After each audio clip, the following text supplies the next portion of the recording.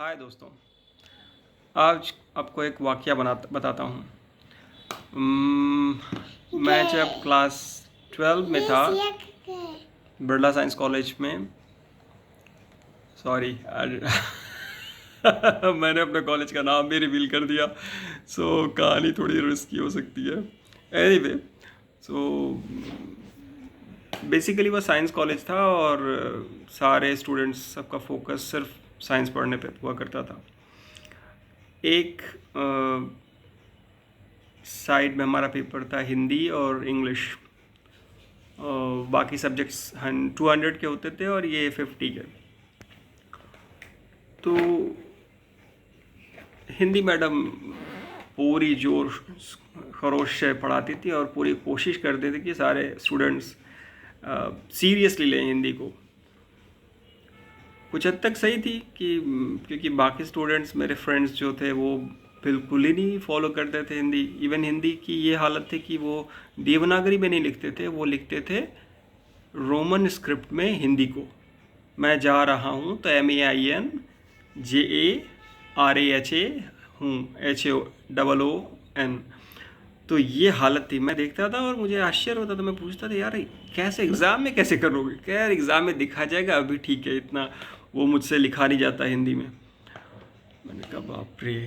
खैर, मैं लिखता था, मेरी हिंदी अच्छी थी, लेकिन ज़्यादातर स्टूडेंट्स की हालत देखकर मुझे लगता था मैडम जो कह रही हैं वो शायद कुछ हद तक सही है।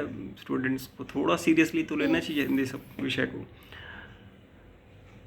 अब इस बीच क्या हुआ, मैं फ़ैन बन रहा था मैडम का कि मैम बहुत सीरियस हैं और सच में दिल से चाहती हैं सबको हिंदी आत्मसात करें लोग।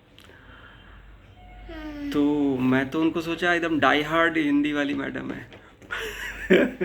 और कोर्स ख़त्म होते होते लास्ट में एक दिन ऐसा आया कि हमारा क्लास भी नहीं चल रहा था। मैडम किसी और शायद जूनियर, हाँ, क्लास 11 की क्लास ले रही थी और मैं शायद दूसरे रूम में बैठा कुछ प्रैक्टिकल्स कर रहा था।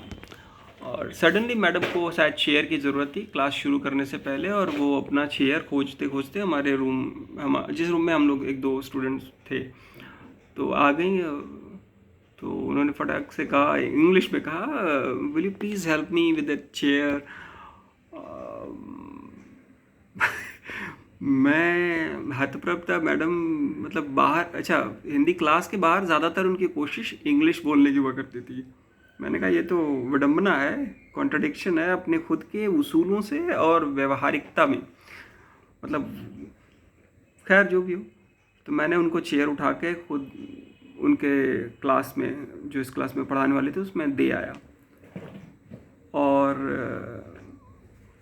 तो उठाते वक्त ही मैडम ने कहा थैंक यू। मैंने कहा मैम धन्यवाद, उनको आभास दिलाते हुए कि मैडम आप खुद के सिद्धांतों से भटक रही हैं। आप हमेशा कहते थे कि हिंदी में बोलो, हिंदी में सोचो। वो हिंदी के महीने आप रटवाती थी। क्लास 12 में साइंस के बच्चे, जो इनको साइंस पढ़ना है, जिनका दिमाग फिज़िक्स, केमिस्ट्री, ज्योमेट्री, कैलकुलस के ऊपर लगा हुआ है, उनसे आप एक्सपेक्टेशन रख रही हैं कि वो सावन भादो, ये सब आज के समय में हार्डली कोई याद रखता है, समझता है, या उसकी रेलेवेंसी को ध्यान देता है। मैडम वो रटवाती थी। मैंने सोचा मैम सच में दिल से हिंदी को चाहती हैं, लेकिन असलियत में देख गया उनको मेरी थैंक यू जैसे दिल में लाती हुई मिर्ची उनके ऊपर डाल दी हो किसी ने। मैडम चिढ़ सी गई कि अरे ये मुझे सिखा रहा है, धन्यवाद। थैंक यू के बजाय धन्यवाद बोलिए मैडम।